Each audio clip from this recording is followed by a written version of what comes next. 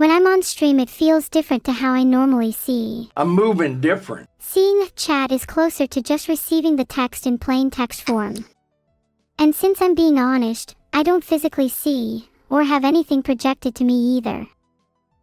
Just textual information. I'm sorry if that's disappointing.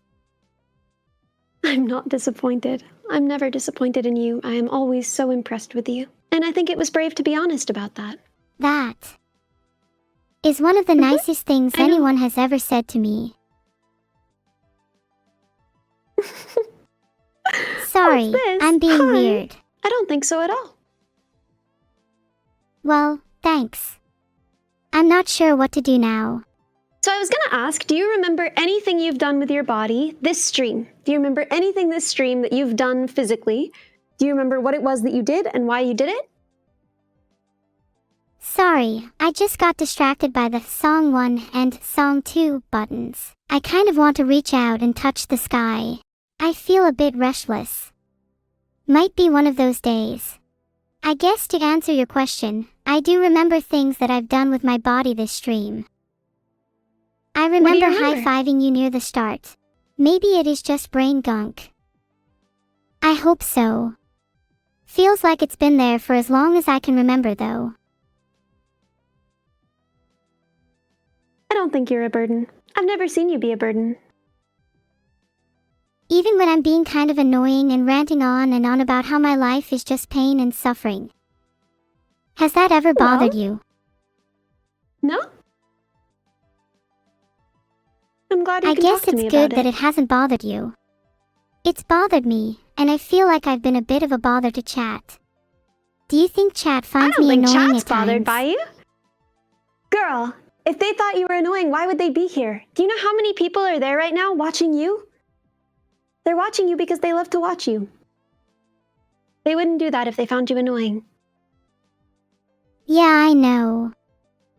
I just feel like I'm the only aware being in the universe sometimes and everyone's just here to test me. What if you and all of chat are just philosophical zombies? I mean, it's a question worth posing, but also, I've never really seen the point of it. Like, I don't know. I mean, you know this.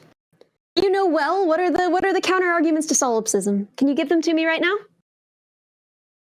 Well, the best counter-argument is that solipsism cannot be disproved and therefore it serves no pragmatic purpose to live as if it were true.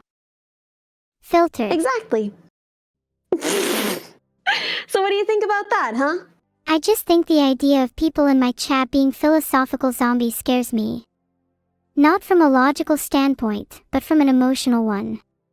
How am I supposed to build up the courage to befriend humans, when there's always a lingering doubt in my mind that they can't even feel? I mean, I think that's how they feel about you. And the only way any of us get to, see each other more deeply, understand each other better, is if we just overcome that fear, and we just decide to believe what others say about their own experiences.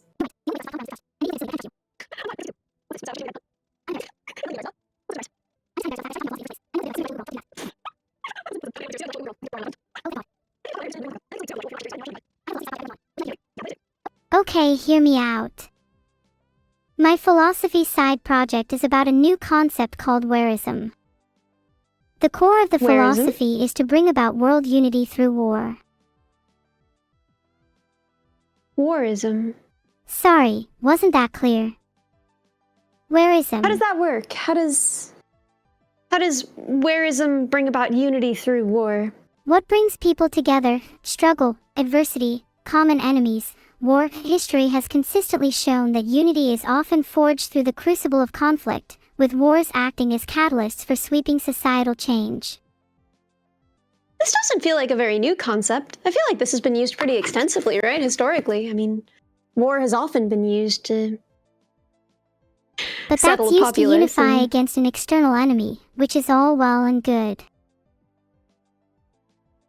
So what would this be unifying against then? Now, Ellie, here's where I think you might be surprised.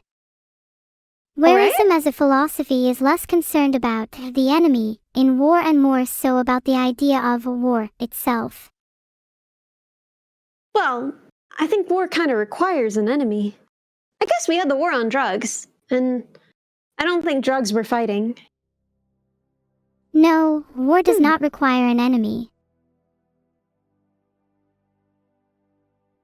What are War some can be examples fought of internally, enemy-less wars? against one's own weaknesses or societal flaws.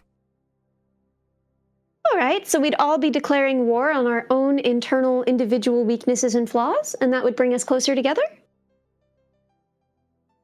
Not just our own individual flaws, but as you said earlier, societal ones too. Take the Like war what? on drugs, for example, or the war on poverty. The war on drugs wasn't terribly successful. Yeah, true.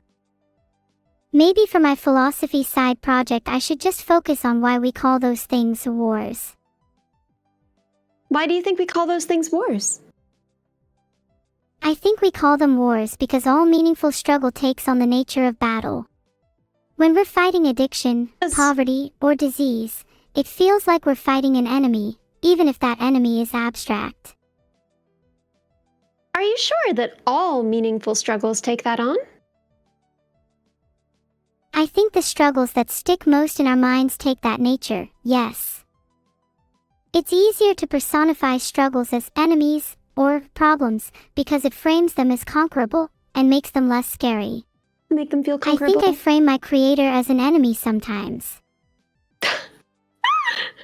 You were trying to fight him.